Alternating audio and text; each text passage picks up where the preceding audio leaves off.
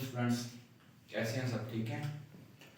आज हमें पढ़ना है Bohr atomic model 9th class chemistry. Bohr atomic model जो रदरफोर्ड एटॉमिक मॉडल है उसके डिफेक्ट्स को मद्देनज़र रखकर पेश किया गया। नील बोहर एक साइंसदान था।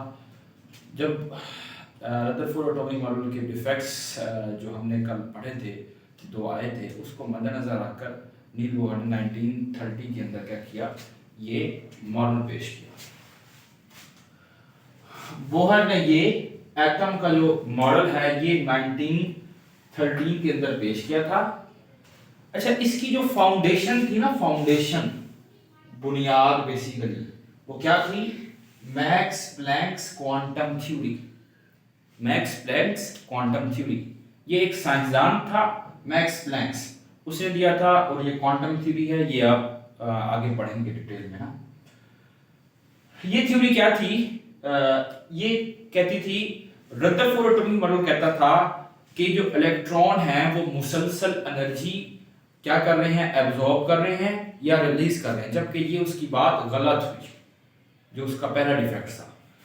तो ये क्या कहता है जी, रिवॉल्विंग इलेक्ट्रॉन, जो इलेक्ट्रॉन रिवॉल्व करते हैं एटम के गिर्द, एब्जॉर्ब और एमिट मुसलसल नहीं करते। जब उन्हें जरूरत पड़ती है तभी क्या करते हैं, एनर्जी एब्जॉर्ब करते हैं और एनर्जी रिलीज करती हैं, और हर वक्त नहीं करते। एनर्जी जो होती है इलेक्ट्रॉन की वो क्वांटाइज होती है, कि मीन उसकी कुछ ना कुछ एनर्जी की वैल्यूज होते हैं, उसको कहते हैं क्वांटाइज। एनर्जी पैकेट्स भी नहीं कहते हैं, कि small amount of fix energy जो होती है ना, small amount of energy packets, उसे हम क्वांटाइज कहते हैं। ये देखिए जी, ये डायग्राम है, ये हमारे पास पॉजिटिव चार्ज किसे रिप्रेजेंट कर रहा है, न्यूक्लियस को, उसके अंदर प्रोटॉन है उसको। और हमने पढ़ा था इलेक्ट्रॉन बाहर घूमते हैं न्यूक्लियस के। ये KLMN 4 शेल्स होते हैं, इनको एनर्जी लेवल्स भी कहते हैं, इनको ऑर्बिट्स भी कहते हैं। और हर की एनर्जी क्या होती है, फिक्स होती है। ये देखें कि n=1 जो कि K को रिप्रेजेंट कर रहा है, n=2, L को n=3 मीन शेल नंबर 3 हो गया, शेल नंबर 4 हो गया, ऐसे 100। अच्छा देखिए जी, ये एक इलेक्ट्रॉन पड़ा हुआ है, ये आपको रेड कलर का नजर आ रहा है यहाँ पे इलेक्ट्रॉन, ये 1 2 3 m शेल में पड़ा हुआ है। इसने जंप लगाना है और शेल नंबर 4 में जंप लगाना है, मीन के लोअर एनर्जी लेवल से हाई एनर्जी लेवल की तरफ जाना है, तो इसको एनर्जी रिक्वायर्ड होगी। तो जब इसने जंप लगाना है यहां से यहां, तो क्या करेगा, इन्वायरमेंट से, माहौल से एनर्जी क्या कर लेगा, एब्जॉर्ब करेगा। फिर एनर्जी यहां पर जब जंप लगाएगा इसकी फुल हो जाएगी, तो वो इसमें क्या करेगा, रिवॉल्व करेगा। तो यहां पे क्या हुआ, एब्जॉर्प्शन ऑफ एनर्जी हुई। क्यों? क्योंकि लोअर ऑर्बिट से हायर ऑर्बिट की तरफ जा रहा है, तो एनर्जी उसे लगेगी, क्योंकि इनकी कम एनर्जी है और इनकी एनर्जी लेवल ज्यादा है। ये वाला जो ऑर्बिट है इनका एनर्जी लेवल ज्यादा है, इसलिए ये कम है। जब तक सराउंडिंग से एनर्जी लेगा नहीं, यहां से वहां जंप नहीं लगाएगा। और दूसरा है जी, देखें ये आखिरी शेल में है, आखिरी शेल से चाहता है कि वो तीसरे शेल में आ जाए, M शेल में आ जाए। तो ये हायर एनर्जी लेवल से लो एनर्जी लेवल की तरफ आना चाहता है, तो क्या करेगा, ये एनर्जी रिलीज कर देगा। एनर्जी क्या करेगा, रिलीज कर देगा, किसके अंदर, इन्वायरमेंट के अंदर।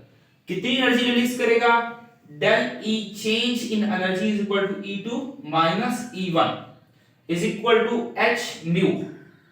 ये इसकी एनर्जी वैल्यू है, आपने इसकी और इसकी क्या करनी है, माइनस करनी है, तो आपके पास क्या आ जाएगा, इसका डिफरेंस आ जाएगा, एनर्जी वैल्यू का डिफरेंस आ जाएगा। H mu ये क्या है जी, H प्लैंक्स कांस्टेंट है, और ये mu क्या है जी, ये फ्रीक्वेंसी ऑफ लाइट है। तो इसने पोस्टुलेट्स दिए थे अपने जो बोहर एटॉमिक मॉडल पेश किया गया, इसके क्या कहते हैं जी, हाइड्रोजन एटम जो है वो एक छोटे से न्यूक्लियस पर मुश्तमिल होता है, और उस न्यूक्लियस के गिर्द इलेक्ट्रॉन क्या करते हैं, घूमते हैं, सर्कुलर ऑर्बिट्स जिनका रेडियस r, इनके जिन रास्तों पर इलेक्ट्रॉन न्यूक्लियस के बाहर घूमते हैं उन्हें क्या कहते हैं, ऑर्बिट्स या एनर्जी लेवल्स या शेल्स। तो ऑर्बिट का जो ये कंसेप्ट इंट्रोड्यूस करवाया था वो बोहर एटॉमिक मॉडल ने करवाया था। Each orbit has a fixed energy that is quantized।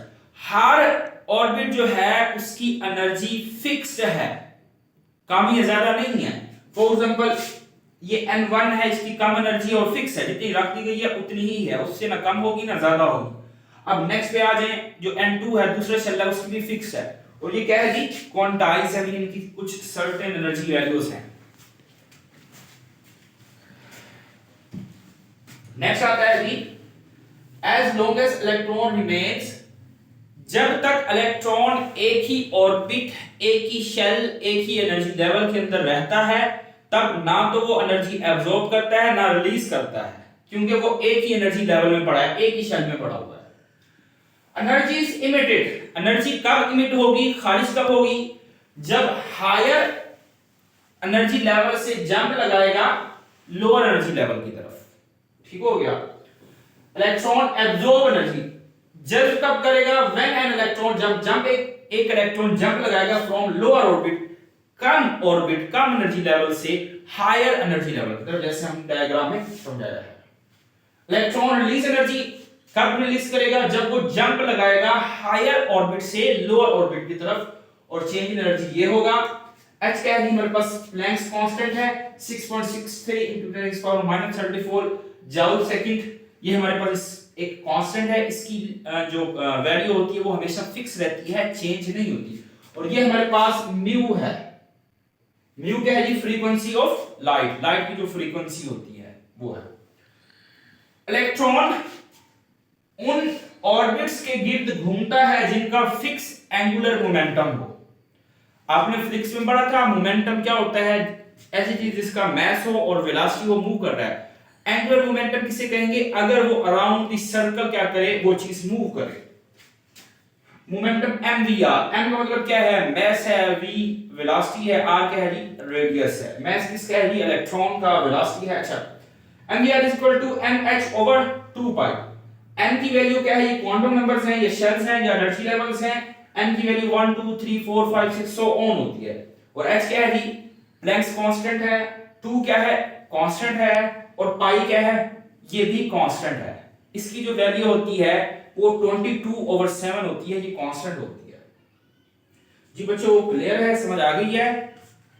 Okay ji, Allah Hafiz.